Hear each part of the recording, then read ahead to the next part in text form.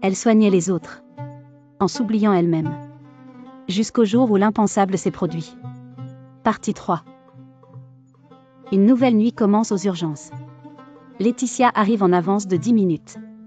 Pour la première fois, elle ne les passe pas à scroller, mais à relire son petit carnet de temps et ses priorités de garde.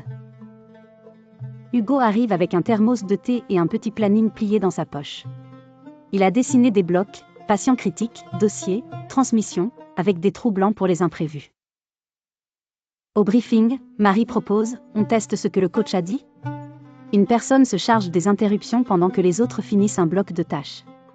Quelques sourires sceptiques, mais personne ne s'y oppose. La première heure de garde est consacrée aux transmissions claires. Personne ne décroche le téléphone sauf l'infirmier désigné.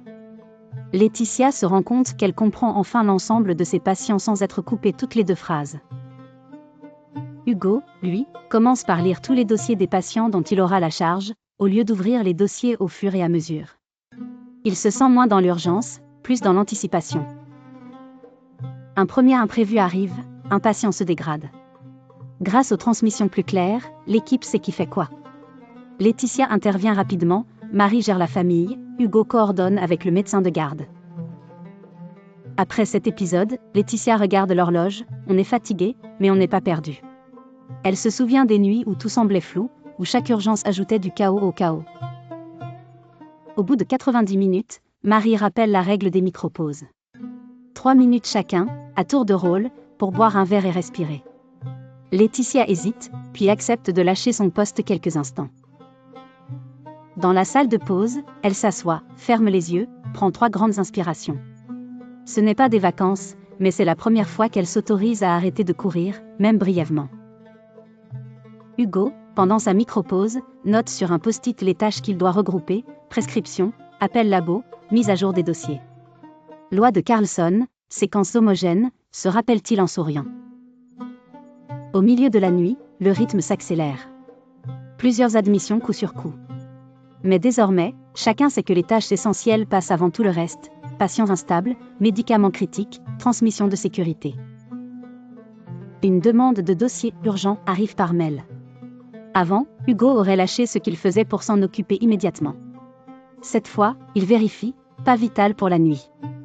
Il le place dans un bloc administratif plus tard, au lieu de casser son séquençage.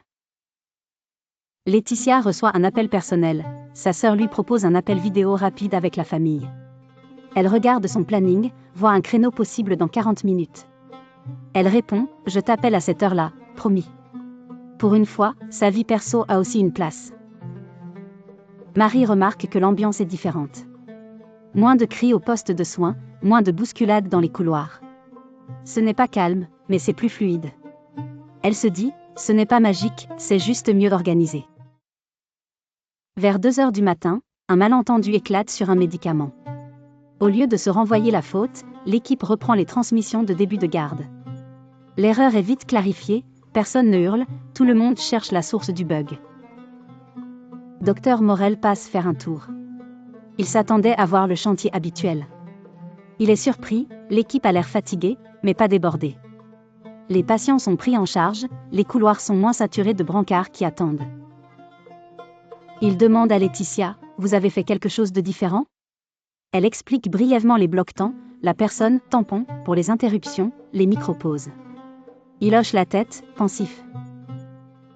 Vers 3 heures, le creux habituel de la nuit arrive. Avant, l'équipe l'aurait comblé par des tâches dispersées ou des discussions sans fin. Cette fois, Hugo propose un bloc, dossier et préparation du matin. Chacun s'y met, concentré. Les dossiers sont mis à jour, les prescriptions vérifiées, les transmissions du matin préparées. La fatigue est là, mais l'impression de retard permanent, elle, s'estompe. Laetitia profite de ce moment plus calme pour appeler sa famille. 3 minutes de rire avec sa sœur et ses proches. Elle raccroche avec le sentiment d'avoir, pour la première fois, racheté un petit morceau de son temps.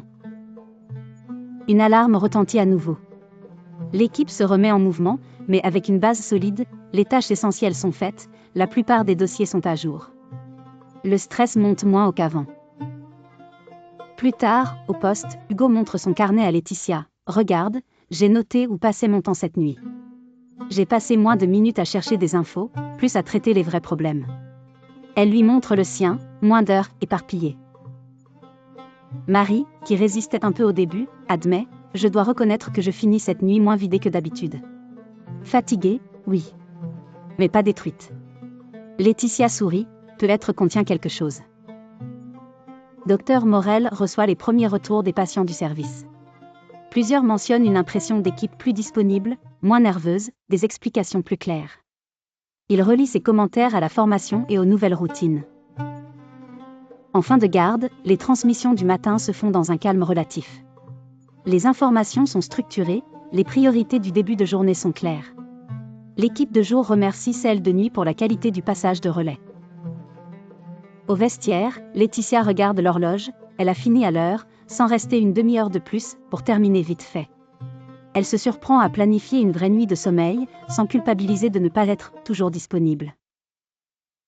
Hugo, lui, envoie enfin un message à ses amis, ce week-end, je suis libre. On se voit ? Pour la première fois depuis longtemps, il n'a pas l'impression de voler ce temps à son travail, mais de le reprendre à un chaos mal géré. Quelques semaines plus tard, Alexis revient pour un bilan. Les carnets de temps montrent moins de dispersion, plus de blocs homogènes, plus de micro-pauses prises réellement. Le taux d'erreur a légèrement baissé, tout comme les tensions internes. Alexis conclut devant l'équipe, vous n'avez pas changé la quantité de temps dans une garde. Mais vous avez changé votre façon de l'habiter. Vous avez appris à dompter le temps, un bloc après l'autre, au lieu de le subir. C'est ça, la vraie victoire. Les urgences n'ont pas ralenti. Les imprévus, les drames, les nuits blanches existent toujours. Mais Laetitia, Hugo, Marie et les autres ont découvert ce secret, on ne peut pas ajouter des heures à une journée, on peut seulement apprendre à les racheter.